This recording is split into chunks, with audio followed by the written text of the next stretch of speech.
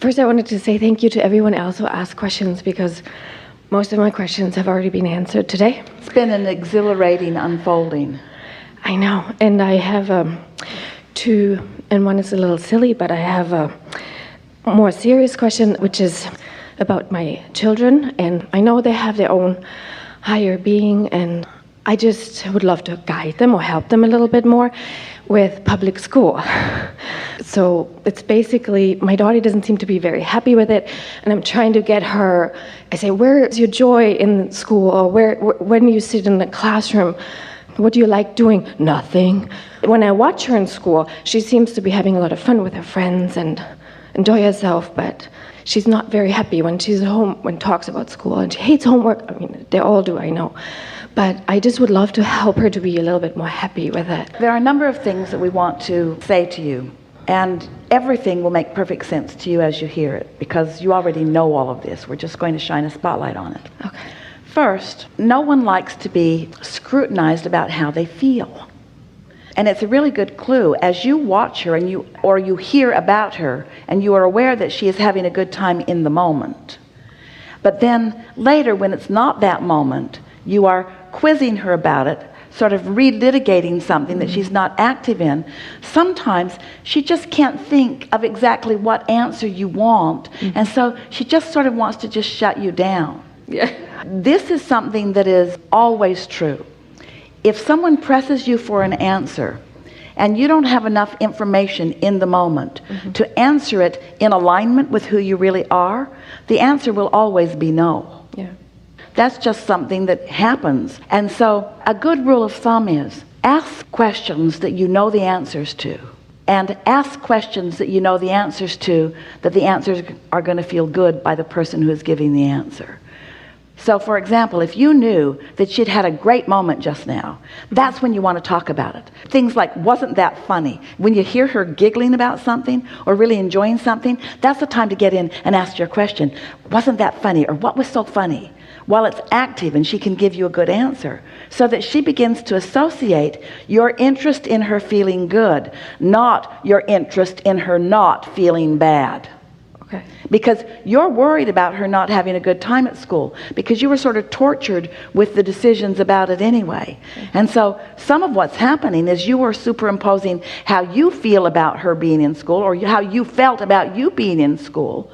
We started to tease you a little bit and say, it's sort of like asking your friends in jail, how is it? Yeah. Because that's how they feel about it. They don't get to do what they want to do. She'd rather be at home where things go easier. She doesn't like the rules. She doesn't like the demands. In other words, she's a free spirit that wants more freedom.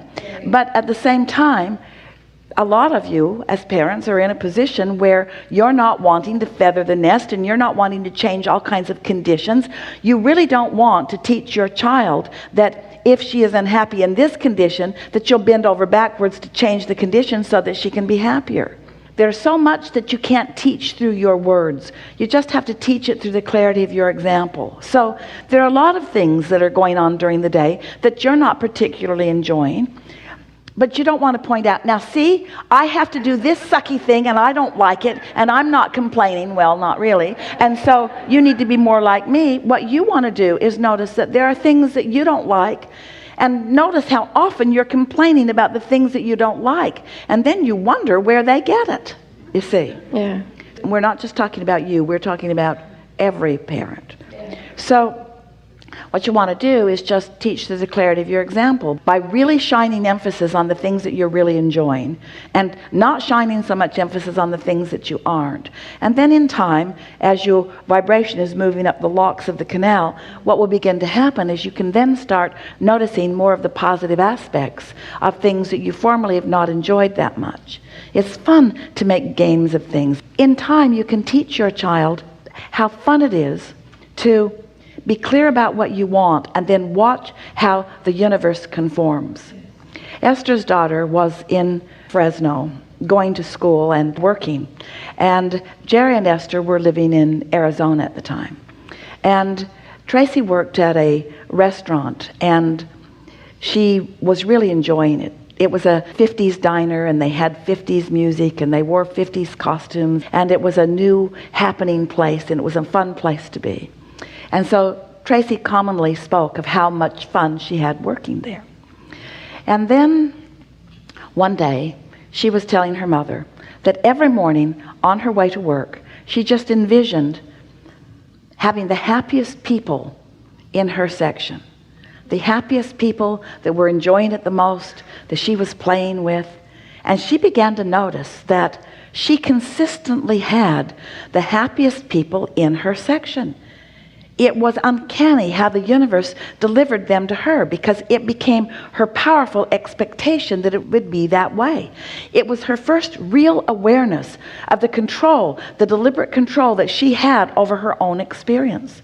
And she watched, because others were getting crabby customers, others were having uncomfortable things happen, but it never happened to Tracy, because she got out ahead of it. She pre-paved it. She planned it the way she wanted it to be. She role-played it in her mind. And she wasn't trying to fix something that was broken because it was new and mostly happy. She just got on the habit, on the role of keeping it going that way. And so, wouldn't it be fun if you could somehow, through the clarity of your example, demonstrate that as you plan for things and as you anticipate them and as you have active in your vibration about them, how the universe just cooperates with you. That makes any environment fun. It makes any environment something that you're interested in being in. And even a challenging environment. Maybe she has a teacher who's grouchy all the time, and she could envision herself having fun with that teacher that day, or that teacher having a particularly good day. And imagine her coming home and saying to you, "Mommy, it worked, it worked, it worked, it worked, it worked." I imagined that she would be happy, and she was happier today. You have power of influence. One who's connected to the stream is more powerful than millions who are not, you see.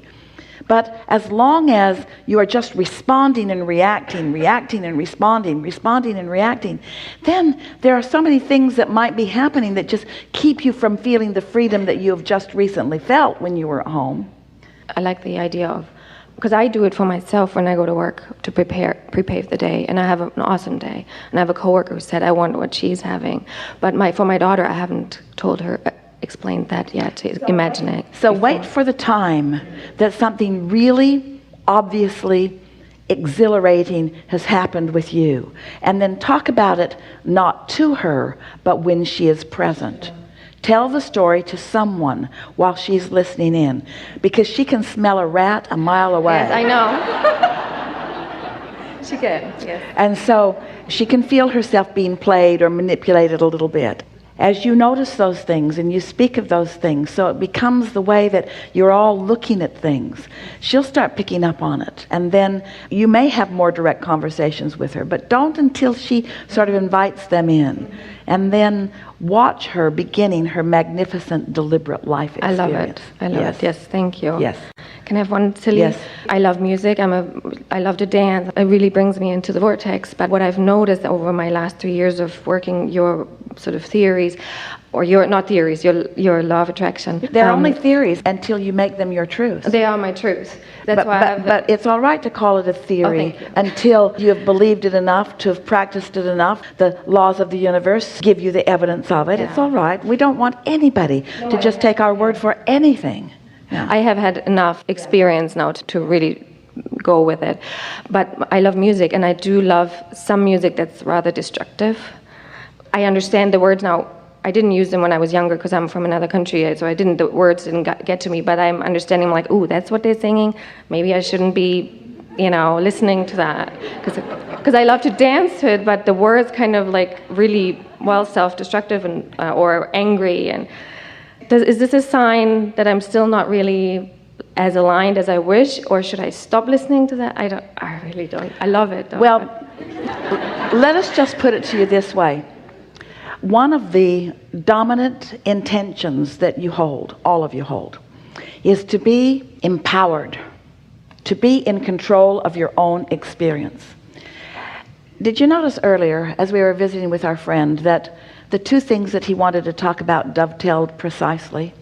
And it's such a common thing how when you come to visit with us, the things that you said, one serious and one silly, but they're dovetailing precisely because you're wanting to talk about your child and your child's feeling of freedom and empowerment.